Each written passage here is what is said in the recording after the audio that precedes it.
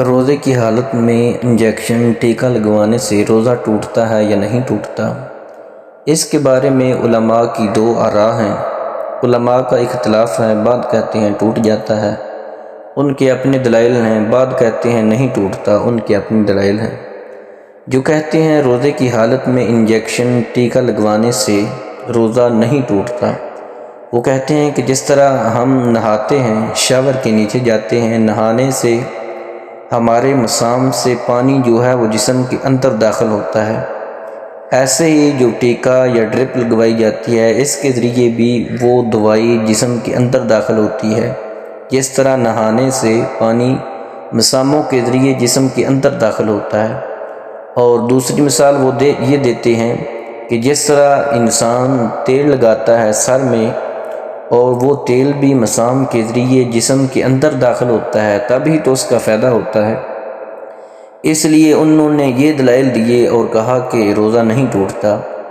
دراصل یہ اختلاف کی وجہ یہ ہے کہ جب حضور نبی رحمت صلی اللہ علیہ وآلہ وسلم کا ظاہری زمانہ تھا، ظاہری دور تھا، اس وقت اس طرح کے مسائل نہیں تھے۔ اس وقت یہ ٹیکہ، یہ انجیکشن، یہ ڈرپ ابھی ایجاد نہیں ہوئی تھی، یہ بعد کے مسائل ہیں، یہ بعد میں چیزیں ایجاد ہوئیں، اس لیے ان چیزوں میں، ان مسائل میں اختلاف ہے۔ اور جو کہتے ہیں کہ روزہ ٹوٹ جاتا ہے، ان میں سر فہرست حضرت علامہ غلام رسول سعیدی علیہ رحمہ ہیں۔ انہوں نے اس کی وضاحت کی، وہ فرماتے ہیں کہ ڈرپ یا انجیکشن ٹیکہ لگوانے سے روزہ ٹوٹ جاتا ہے۔ انہوں نے دلائل دیے، وہ فرماتے ہیں کہ جس طرح پہلے ایک دور تھا کہ انسان بیمار ہوتا تھا، وہ دوائی کھاتا تھا، وہ دوائی معدے کے اندر جاتی تھی، جہاں جو ہے وہ کھانا ہضم ہوتا ہے، اس کے ذریعے اس نظام سے آگے گزر کر پھر وہ خون میں شامل ہوتی تھی، جس کا اس کو فائدہ ہوتا تھا۔ لیکن اب دور جو ہے وہ جدید آ گیا ہے، اس دوائی کو ڈائریکٹ ڈرپ یا انجیکشن کے ذریعے جسم کے اندر داخل کر دیا جاتا ہے، وہ منہ سے اس کو نہیں گزارا جاتا۔ اور بعض اوقات انسان کی حالت ایسی بھی ہوتی ہے کہ جیسے اس کو موشن ہو جائیں انسان کو، اور وہ دوائی تو کھا نہیں سکتا، پھر اس کو ڈرپ یا انجیکشن لگوانا پڑتا ہے، جو اس نظام میں جس جگہ انسان دوائی یا کھانا وغیرہ ہضم ہوتا ہے، اس معاملے سے آگے گزر کر وہ جسم میں شامل ہوتا ہے، خون میں شامل ہوتا ہے، جس کا پھر اس کو اثر ہوتا ہے۔ اس لیے علامہ غلام رسول سعیدی اور بھی مختلف علماء ہیں جنہوں نے کہا ہے کہ جو انجیکشن یا ڈرپ لگواتا ہے اس کے ذریعے روزہ ٹوٹ جاتا ہے۔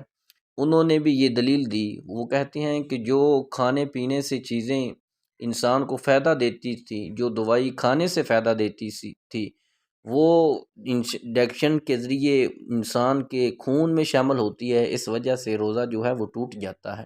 اس مسئلے میں میری رائے بھی یہی ہے کہ انجیکشن یا ڈرپ لگوانے سے روزہ ٹوٹ جاتا ہے۔ بہرحال یہ مختلف مسئلہ ہے، علماء کا اختلاف ہے۔